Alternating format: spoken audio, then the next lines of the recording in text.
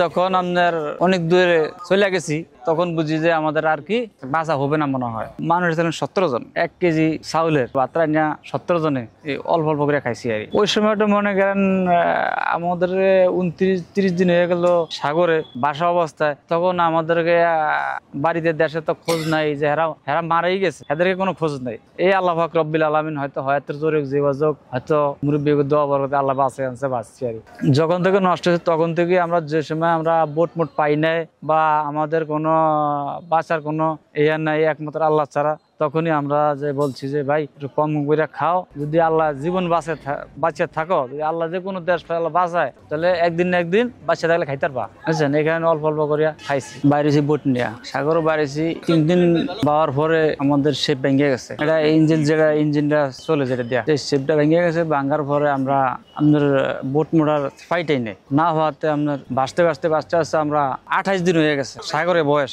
সেখানে কোনো ঠিক করার কোনো বুঝ নাই। যে অ্যাক্সিডেন্ট হয়েছে এটা তো অক্ষেপ ছাড়া কাম ছাড়া এটা ঠিক আর হইব না, এখানে ঠিক করার কোনো বুঝ নেই। যখন আপনার অনেক দূরে চলে গেছি 60-70 বউ গেছি তখন বুঝি যে আমাদের আর কি বাঁচা হবে না মনে হয়। বুঝলেন, আমাদের বাঁচার হবে না। খাবার আসিল 1 বস্তা চাউল আসিল, মানুষ ছিলেন 17 জন। থাকার পর আপনার 1 কেজি চাউলের 1-1.5 কেজি চাউলের বাত্রা নিয়ে 17 জনে অল্প অল্প করে খাইছি আর বাগ করে খাইছি আর মানে কোন রকম জীবনটা বাঁচানোর জন্য আর 29 দিনের দিন আমরা উড়িষ্যা যাইয়া আপনার কুলে গেছি। আমরা কুলে গেছি আর উপর তো আপনার টলার আইছে। পরে ওরা আইলো, হেগারে জিগাইলাম হেরা ভাই এটা কোন জায়গা, এটা উড়িষ্যা হিন্দি ভাষায়। আমরা ওই হেরা যেরকম কইছে আর এরকম আর হ্যাঁ কথায় বুঝছি আর কোন দেশ জিগাইলাম হেরা উড়িষ্যা কইছে। তারপরে আমরা উড়িষ্যা যাওয়ার পরে আমরা মানুষ ছিলাম 17 জন। 17 জন আপনার 10 জন আমরা মাঝে উপরে গেছি হ্যাঁ বোট দিই। এরা যে বোট আমাকে বোটের লগে বেরছে এই বোট দিয়ে গেছি।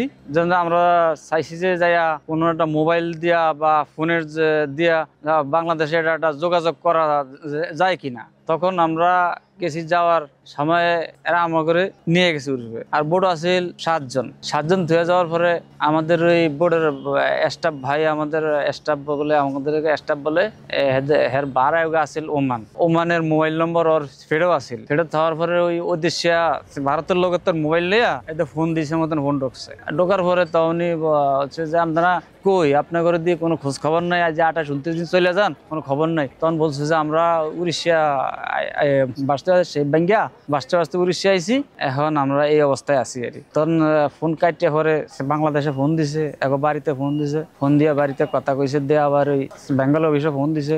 জেলে গেছি বলতে আপনার আমাদের ফলার নেওয়ার পরে আমাকে চাইছে আইডি কার্ড পাওয়ার পরে আপনার আমাকে বললো যে আপনারা কোন দেশি, আমার তো চিনি না, এমনি নাম করে লাভ কি আইডি কার্ডে ফরমা নিব, এটা বলতেছে হেদের পুলিশের লোকে আর। তখন আমরা আইডেন্টি কার্ড 60 জনের আসিলাম। থাওয়ার পরে আমরা যেগুন উপরে গেছি গিয়া হ্যাগদের তো কোনো খোঁজ খবর নাই, এরা কথা কইছে না কি কইছে। হ্যাগরে আমাকে দ্বারা নিছে আবার একদিন পরে। আমরা যেখান দিয়া উড়িষ্যা যেখান দিয়া তোর নামছি থানাত লইয়া গেছে আমার ঘরে হেনতেন আপনার 27 কিলোমিটার পথ দূরে। যে থানাটার নাম যে থানাটাত নিচে এই থানাটা হইলো আপনার উড়িষ্যা স্টেটে আর্যবলি থানা। এখন আমাদেরকে যে কোম্পানির লোক হেরা ওই বোর্ডে যেগুন থুয়ে গেছি রাখিয়া গেছি, হেরা ফোন করিয়া কথাবার্তি কইছে। তখন হয়েছে কইছে তোরা মাল সামানা আছে, যা তোরা লোক আসত, মানুষজন ঠিক আছে 17 জন সব। এখন আমার যত যা আমি খরচপাতি যা হয়ে যায় আমি তোগরা আনুম, আমার বোটও আনুম। দেওয়ার পরে আমরা তো গেছি, আমার তো খবর নাই। এর পর দিন আবার বেগুন একসাথে আমাদের ঘর পাইলাম। তাই আমাদের মামুন সাহেব গেছে কোম্পানির লোক, যাই আমাদের দ্বারা যা কথাবার্তি কইলো। আপনার এই ইন্সপেক্টর সাহেব আসলো, আয়া কইলো যে আগে তো বলছিলাম আইডেন্টি কার্ড লয়ে আইলে মানুষজন দেওয়া যাবো, লোক দেওয়া যাবো।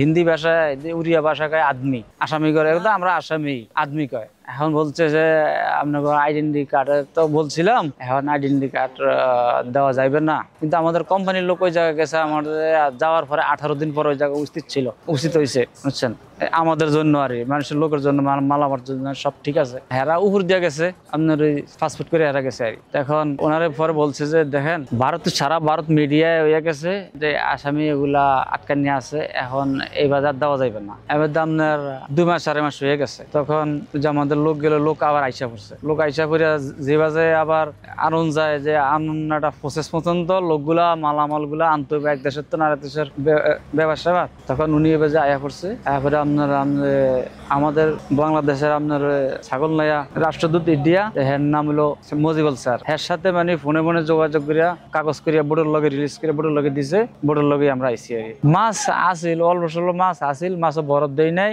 এবং পানি বরফ মাছুদ না দিয়া আপনার বরফটি কাটিয়া ধুইয়া ওই বেরেলের ভিতরে রাইকে মানে পানি বানাইছি, পানি বানায় মানে পানি খাইছি আর বুঝছেন, মাছও কোনো বরফ দেয়নি, পানি তো শেষে মানে সবকিছু শেষে কাছে কাছে কাছে কাছে আয়া পড়ছে। তখনই মানে ওই দেশ আল্লাহ মিলাইছে। 4-5 মাসের মাথায় আমরা মই ঘুরাইছি আর জেলে থেকে ছিলাম না, মানে ওই থানাটার ভিতরেই আমাদের নিজের ফাঁকশাক নিজে করছি, নিজে খাইছি টাইছি, গা গোসল ধুইছি, আমরা মনে করেন আমরা ওই রকম আটকে নিয়ে আসছিলাম না। লাস্টে ওদের সাথে পুলিশের সাথে আমাদের সাথে মানে একটা ইলেকশন হয়ে গেছে লাস্টে আর কি, বুঝছেন, ওই থাকতে থাকতে মানে একটা বন্ধুতার মতন হয়ে গেছে। হেরা তো বলছি যে আমরা অপরাধী না, সরকারি কারণে আমরা আসতে পারিনি, মানে দ্রুত আসতে পারিনি আর